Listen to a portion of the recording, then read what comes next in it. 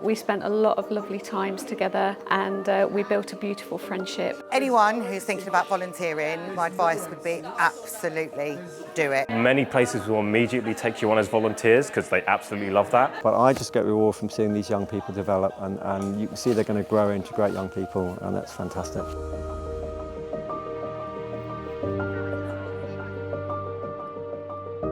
To be honest, if we didn't have volunteers, we wouldn't be able to operate. I mean, we've got, for Garden House Hospice Care, there's over 800 volunteers, and we would not be able to keep going, give the brilliant services that we do and the quality that we give as well. It's just amazing. You meet the most amazing people. You hear the most inspirational stories. I'll tell you what, it just gets me up every morning, the spring in my step, knowing that I'm meeting these just wonderful, wonderful people. My mum was terminally ill a few years ago, and we were lucky enough for her to be able to go and have some hospice care in a hospice in Leicestershire, and I was just amazed at the support and the care that she received. So I said to myself, when I return home, then I'm going to try and do something and give back to my local community through the hospice. Our community hubs, of which we have 12, we are seeing 400 community members every single week. All of those 12 community hubs are run by my very, very special compassionate neighbours that are volunteers, and they do everything for them. And every time a community member wants to say thank you, it is always to the volunteers, because they are second to none. They do arts and crafts with them, they do bingo, they do everything you can imagine, and they just love the volunteers. My compassionate neighbours, the volunteers, they've just got a can-do attitude. I mean, they'll do anything for anybody, and they get so much joy out of it as well. So they're just wonderful. When I first started volunteering with Garden House Hospice, I was matched up with a beautiful community member, and she counted down the days until I was next going to see her, and we spent a lot of lovely times together, and we built a beautiful friendship, and it just felt amazing to give something back to somebody that was lonely and socially isolated, and yeah, I got loads out of it myself as well. We cannot run these hubs without volunteers. They are brilliant, they do it all for nothing, and when it's someone's birthday or something, always cakes and everything there. They are absolutely magnificent. I could not say enough about volunteers. Well, here in the upcycling department, we take everything that has been donated that maybe isn't right for the shops, it's either unfashionable or it's damaged, and we make it beautiful, give it a new life, keep it out of landfill, and then we can make more money for the Garden House Hospice. Well, first I started at the Bulldog shop, and I was there for 1 day a week. Then I started going to the Letchworth shop, and now I do a couple of afternoons a week, and it's great. There's some nice people here. We have some lovely people coming in, so it's really good to do it. Hitchin Pantry is a social supermarket. It's a community space. It's tackling social isolation. We work with a lot of asylum seekers and open the kitchen for them to cook. And it is just a wonderful place to be. Here at the pantry, there's a real sense of community amongst the volunteers. You know, when I first started, I didn't know anyone.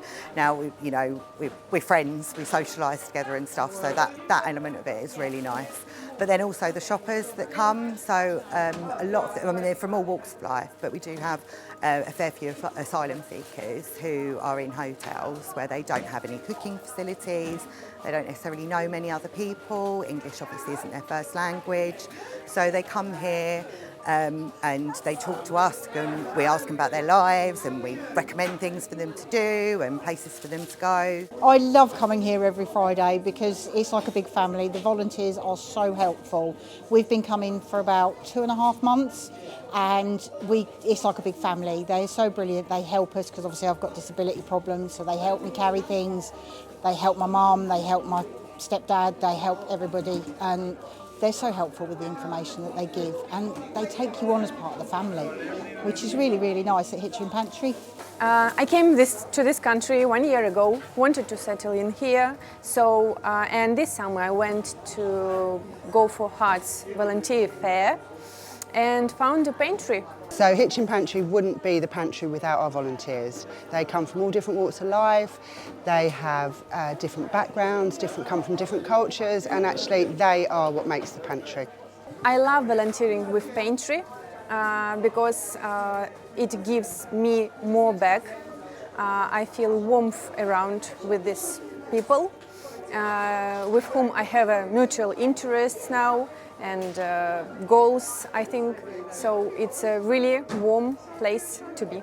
Anyone who's thinking about volunteering, my advice would be absolutely do it. It's so rewarding, and the relationships that you build with everyone involved is phenomenal. So I love it.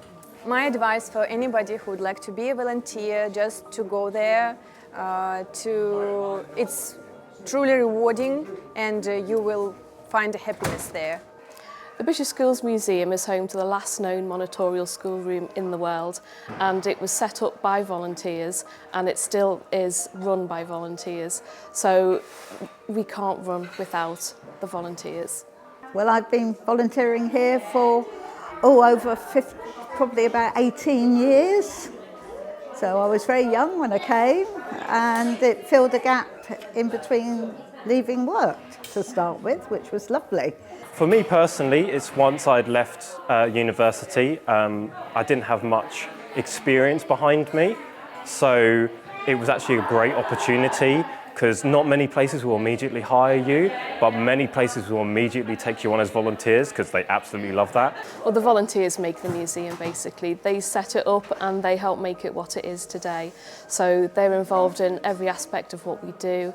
They help with our play cafe, they run our school groups, they guide museum visitors to come along, and they help with our special events. So they really put the heart in the museum.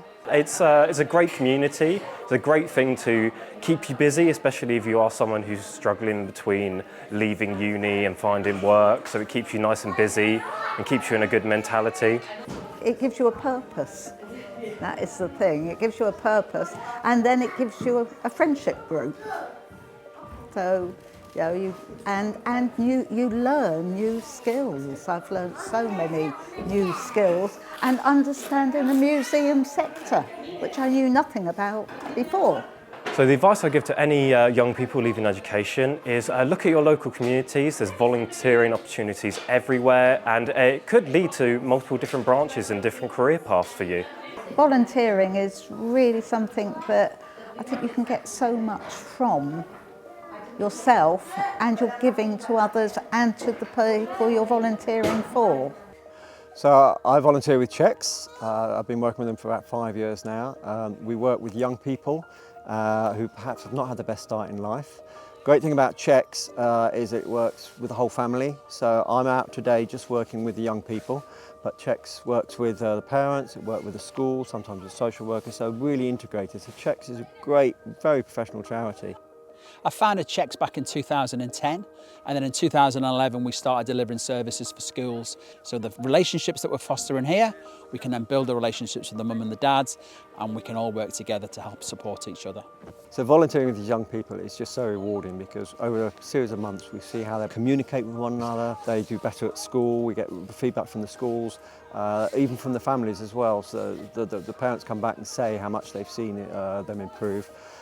And we give them those life skills that they can take away, and they tell us at the end that they've really enjoyed themselves. They've found it maybe challenging because the weather gets bad, but they get reward from it as well. But I just get reward from seeing these young people develop, and you can see they're going to grow into great young people, and that's fantastic.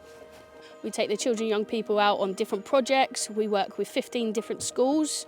And it's all about building their self-esteem, they improve their mental well-being, and take them out of the classroom to really build on their skills. The school put me forward for the community habitat scheme. I love coming here every 2 weeks, and the support from the volunteers and staff. Volunteers are key for Czechs' success, and I mean success in the way of being able to engage and motivate and support children and young people and families. So we have Bob here now in the forest, ex-army, magistrate, loads of different life skills, has a different personality to some of the paid staff. The school's chosen me to do community work, and I feel like it's very good because it will help my mental well-being, and it's also good because there's actual people that want to work for no money like volunteers, like Bob, and he does work with people to make them better, and he's not greedy about money or anything like that. If I could summarize volunteering in one word, it would be joy. Connection.